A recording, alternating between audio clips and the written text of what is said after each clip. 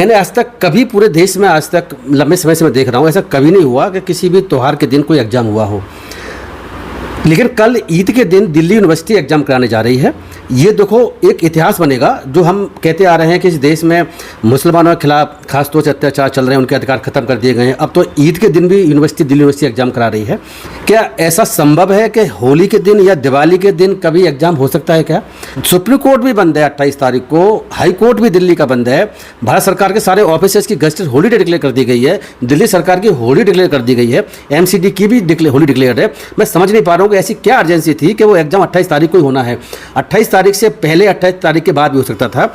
जब वहाँ के यूनिवर्सिटी के मैं टीचर्स ने भी लेटर लिखा, स्टूडेंटों ने भी लेटर लिखा, भाई आप इसको आगे पीछे करिए जिससे 28 तारीख को जो मुस्लिम भाई हैं बेचारे वो आसानी से ईद को सेलिब्रेट कर सकें। उन्होंने ये भी कहा कि तो हमारे फंडामेंटल राइट का वालिसन है, आर्टिकल 14 है, आर्टिकल 19 है, 21 है, आर्टिकल 25 है, जो उनको धार्मिक रूप से स्वतंत्रता देता है कि अपने त्योहारों को मना सके। ईद तो कोई छोटा मोटा त्यौहार नहीं है। मुझे लगता है कि जो मुस्लिमों के जो दो त्यौहार है सबसे बड़े, उनमें से एक त्यौहार ये त्यौहार है जो कल होना है, ईद जो है। तो ऐसी स्थिति में दिल्ली यूनिवर्सिटी इस पर आमाद है कि नहीं हम तो कल ही कराएंगे एग्जामिनेशन। दिल्ली हाई कोर्ट ने भी परमिशन दे दी इस आश्वासन पर कि भाई जो लोग अगर बच्चे दे नहीं पाएंगे, अगर स्टूडेंट नहीं दे पाएंगे एग्जाम तो कोई बात नहीं, अब उसको 4 तारीख के बाद वो करा सकते हैं। देखिए मैं बता रहा हूँ कि मुझे इसका बड़ा दुख हुआ। सरकारों से, दिल्ली यूनिवर्सिटी से तो मैं उम्मीद कर सकता हूँ कि दिल्ली यूनिवर्सिटी भारतीय जनता पार्टी के सारे में काम कर रही है, इसमें तो कोई डाउट नहीं है। वो तो ऐसे ही कराएंगे, इसमें कोई डाउट नहीं है। वो तो ईद पर ही कराएंगे, वो कोई इशू नहीं है। उनकी तो रणनीति पूरी हिंदू मुस्लिम को बांटने पर और जो सांप्रदायिकता फैलाने पर ही पूरी डिपेंड करती है राजनीति उनकी, तो उसमें तो कोई आश्चर्य की बात ही नहीं है। लेकिन हाई कोर्ट का क्या करना है?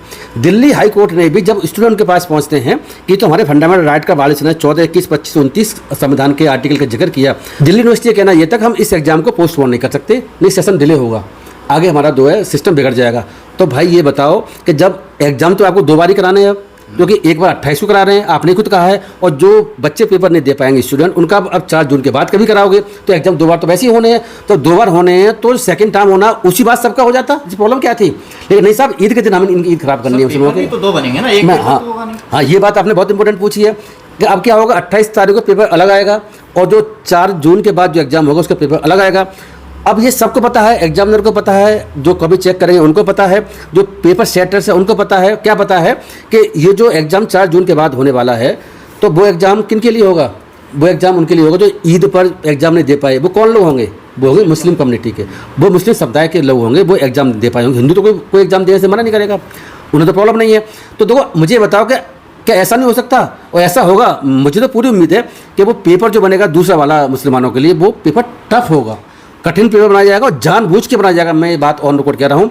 मुझे जैसे सरकार ये बिहेव कर रही है, जिस तरीके से हम देख रहे हैं, बहुत सी चीज़ चल रही हैं, मुझे कहने में कोई झिझक नहीं है, मुझे इसमें कोई संकोच नहीं है कि सरकार जो है, जो दूसरा पेपर जो बनाएगी, जो मुस्लिमों के लिए स्पेशल होगा, वो पेपर कैसा होगा? पेपर टफ होगा और जिससे कि उनके नंबर कम आएंगे और बच्चे बहुत फेल होंगे। तो ये 2 तरीके के पेपर आना, 2 बार एग्जाम कराना। अब बताओ, मैं इस पे भी ये कहूँ कि क्या देश में हिंदू राष्ट्र नहीं बन चुका है देश? और क्या कहें इसको? मुसलमानों को ईद मनाने के लिए छुट्टी नहीं दी जा रही। मुसलमान को कह दिया कि भाई आप एग्जाम दोबारा दे सकते हैं, तो भैया उनके दिमाग कितनी टेंशन होगी। अब वो कह रहे हैं कि पहले ईमेल भेज दीजिए, आप दिल्ली यूनिवर्सिटी को ईमेल भेज देंगे आज तक, बुधवार तक। कल हाई कोर्ट का डिसीजन आया हुआ है और आज तक भेजनी है, 1 दिन के अंदर ईमेल भेजनी है स्टूडेंटों को। और कोई ईमेल आज तक नहीं भेज पाएगा तो फिर क्या होगा? सर छुट्टियां पे भी चले जाते हैं ना स्टूडेंट। बिल्कुल ठीक कह रहे हैं, स्टूडेंट छुट्टियों में गए हुए हैं, वो कैसे करेंगे क्या नहीं करेंगे? देखो पूरा इन्होंने जो है SIR की तरीके से जो 100% सोची समझी साजिश का हिस्सा है। क्योंकि देखो जैसे SIR करा के उन्होंने वोट काट लिए, अब वो ये चाहते हैं कि मुस्लिम बहन भाई जो स्टूडेंट हैं वो पढ़ भी ना पाएँ और वो एग्जाम ना दे पाएँ और ईद खुशी से मना ना पाएँ। जो स्टूडेंट को कल एग्जाम है, वो मैं बता रहा हूँ, अगर एग्जाम कल नहीं दे पाएगा, उनके मन में ये डर लगा रहेगा, पता नहीं आगे एग्जाम कराएंगे भी नहीं कराएंगे, हो सकता है ये ना कराएं तो उसका बहुत लेट कराएं, या पेपर कठिन बना दें, या कॉपी जान कैसे चेक करेंगे। तो बहुत सारी चीज़ें। तो नीट का एग्जाम आप देख रहे हो क्या चल रहा है, नीट का एग्जाम पेपर आउट होता है। अब CBSE के एग्जाम में उन्होंने इतनी गड़बड़ उठाना कर रखा है CBSE के एग्जाम में कि जो कॉपी क्या करी है, उन्होंने कॉपी चेक करी है, उससे स्कैन करके वो भेजी गई हैं ऑनलाइन कॉपी, उनको टीचर ने चेक किया है। आज की मैं खबर पढ़ रहा हूँ और पहले भी खबर आ रही है, खबर ये आ रही है कि भाई जो कॉपी भेजी गई है वो लेजिबल पढ़ने लायक नहीं, पढ़ी नहीं जा सकती।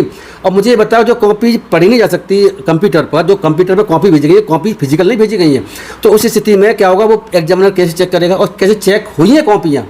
मुझे बताओ कॉपी चेक कैसे हुई है। एक कोई वेदांत करके कुछ लड़का है जिसका ट्विटर पे पाकिस्तानी बोल उसे ट्विटर पे उसने कहा था कि मेरी कॉपी जो है गलत चेक कर ली है, ये तो मेरी राइटिंग ही नहीं है इसमें। जब कॉपी उसने चेक जब उसने चेक करी तो उसने बोला मेरी तो हैंड राइटिंग ही नहीं है, तो उसको पाकिस्तानी बोला गया, यानी क्या क्या बोला गया। एक स्टूडेंट को पता 12th का स्टूडेंट है, सीबीएसई बोर्ड में बेचारा एग्जाम दे रहा है, उसे जब अपनी हैंड राइटिंग को पहचान नहीं सकता, पहचान के कह रहा है ये कॉपी तो मेरी है नहीं है, नंबर मेरे नहीं है, तो उस स्थिति में पाकिस्तानी बोला जा रहा है भारतीय जनता पार्टी के लोगों द्वारा। कहा था कि मेरे भविष्य खराब हो जाएगा, इस पे देखो कार्रवाई की आप भविष्य क्या लोगों की भारतीय जनता पार्टी ने जिंदगी पूरी बर्बाद कर रखी है। भविष्य की बात कर रहे हैं, लोगों को लिंचिंग हो रही है, लोग मर रहे हैं, सुसाइड कर रहे हैं, कितनी बुरी हालत चल रही है देश में, तो भविष्य तो छोटी बड़ी चीज़ होगी। भारतीय जनता पार्टी का काम ही यही है। और फिर एक बात बता दूं कि जब वेदांत ने जब कहा गया कि भाई इसको तो ये तो पाकिस्तानी है, ये अननेसरी हम पे जो आरोप लगा रहा है, सीबीएसई पर भाषा का आरोप लगा रहा है, लेकिन बाद में सीबीएसई ने माना हमसे मिस्टेक हुई है और कॉपी किसी और की चेक हुई, इसकी कॉपी नहीं है वो, ये सीबीएसई ने माना है। अब बताओ अब क्या करना है उसका।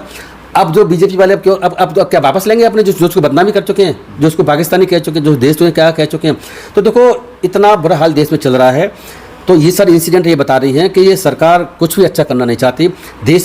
देश में एक तरीके से हंगामा सा मचा रहे, लोग परेशान घूमते रहे, ऐसा कुछ कर रही है। ये जो कल का जो एग्जाम हो रहा है, इसमें मुझे घोर आपत्ति है।